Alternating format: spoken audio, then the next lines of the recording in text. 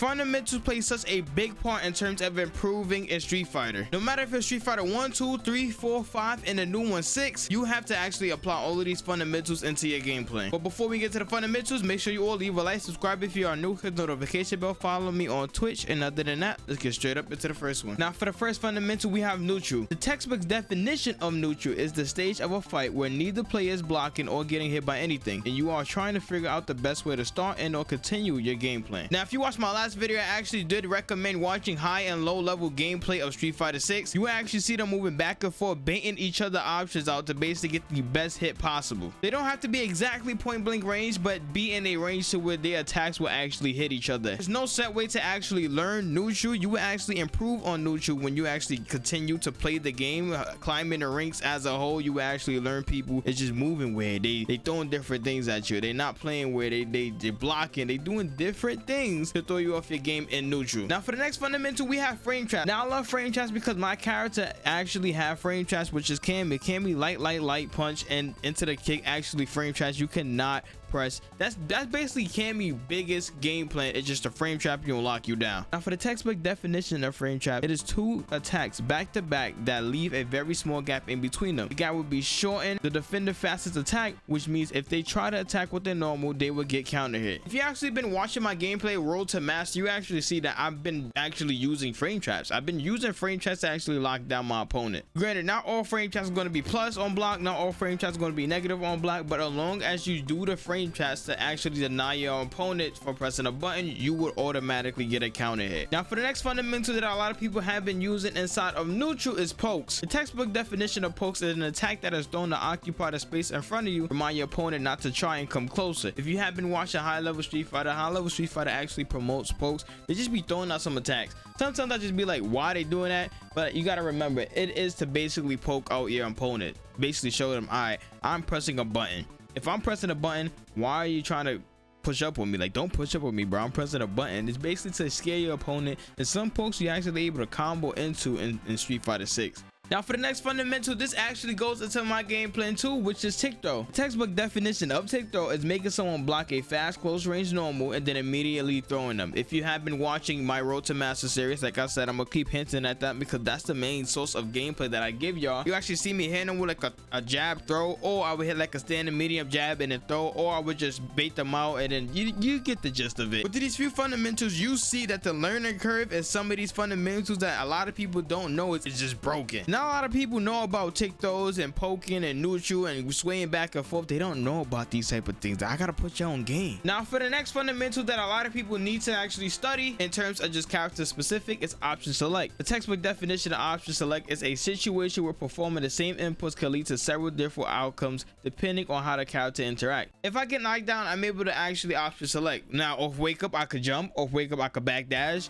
off wake up I could jab, off wake up I could pop an EX move, on wake up I could DP, I could drop impact, I could drop rush, I could do a lot of things. I have a lot of options off wake up and or in neutral. This plays into your awareness as a Street Fighter player. You have to actually play the game a lot and just know your options as a whole. Now another fundamental that a lot of people need to study up on is whip punishing. The textbook definition of whip punishing is a particular kind of punish that will hit an opponent after they whipped an attack and they are left recovering in the open. If you actually been watching high level and low level gameplays or just studying gameplays as a whole, you will notice that a lot of pros or just high level players or intermediate players have been going for whiff punishes. Basically backing in and out of range and just shimmying their opponent, just moving in and out of range, and then hit them the moment their opponent make that commitment. The moment their opponent make that option select in their neutral, they will be getting whip punished if that option select actually missed. You see how everything plays with each. I'm telling y'all, putting y'all on game. Now for the next fundamental, we have reversal. The textbook definition of reversal is an attack that is launched on the first possible frame after your character recovers from a state where they weren't allowed to attack, such as being knocked down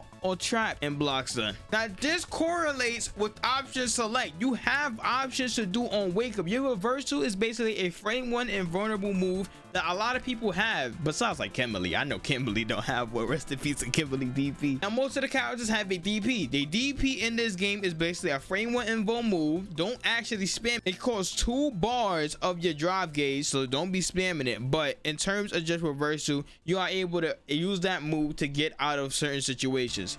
But yes, it also can be with punish if people are looking out for it, and you will be getting desperate. If you actually been watching the gameplay, you would know that I even do that to where I just DP, or if I'm in a predicament to where I know for a fact that they're going to start getting desperate, I start to shimmy them. Now for our next fundamental, we have cross up. The textbook definition of cross up is attacking your opponent immediately after changing which horizontal side you are facing, usually by jumping over them. My main cross up tool with Cammy is basically like a jump light kick, and the jump light kick is not even actually bad.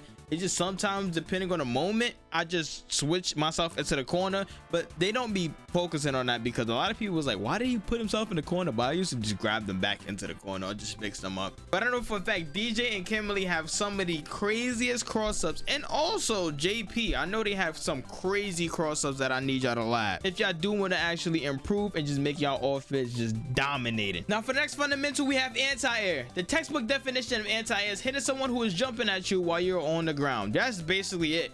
Anti-air is very difficult in this game, mainly because inputs don't really come out, or you're just not used to just DPing as a whole. Like, my main problem in terms of just anti-airing or just DPing them out of the air is just moving back and then going into like the anti-air. That's my main problem, is moving back and then switching into that. And I am labbing that to make that fundamental just almost picture perfect. But the moment I actually get that, my skill difference between a lot of players is going to be large. It's going to be gapped. Because not a lot of people anti-air, and that's my weakest suit, is literally anti-air. That's my weakest fundamental. And once I actually improve that, there will be no more jumping in on me. There's going to be free hits, and I'm going to be air to air, which is also another fundamental that can be, you know, with this. Air to air combos, basically, certain people have certain combos that they are able to actually implement in the air. That's just self-explanatory, but once I actually fix that, I'm telling y'all, it's going to be raps for a lot of people. Now for the next fundamental that a lot of people do need to learn, and don't be going into this just learning it just because I actually talked about that in my last video. Don't go inside training just learning combos. But the fundamental is called hit confirm. Now the textbook definition of hit confirm and or confirm is performing an attack, seeing that your attack successfully hit, and then reacting to this information by continuing the combo. Yes, I just said learn combos. Like last video I said don't go inside training just to learn combos. Actually, don't just do that. Learn like your frames and stuff, what makes you negative, what makes you run your game plan, etc. But you have to also know combos to where you know that if I get this hit, I could do this, I could go into that, and then I could just choose my selections, option select, which is not only on defense, it is on offense too. Now for the second and last fundamental I have to give you guys today is the mix-up. Depending on what fighter game you actually play, especially if you play fighters, the mix-up in fighters was absolutely broken, bro. Just 50-50 every single character. But the textbook definition of mix-up is a situation where the offensive player have several ways to attack that each requires a different defensive action to stop, such as blocking in different directions or avoiding throws. Some characters in Street Fighter actually have a high-low throw mix-up, which is, I'm pretty sure one of them is Ken. Ken could go high, Ken could go low, and he can actually just take throw you, which is absolutely broken. But that is a three-way mix-up. It's very broken if you actually understand what characters have in it, if you actually use them how you're supposed to be using them. But yeah, Ken is actually broken when it comes to that. Now for the last fundamental, we have shimmy. Now I love shimmying because, like I said, when I know somebody's desperate, I know for a fact they're going to be going for certain moves, certain like DPs, or just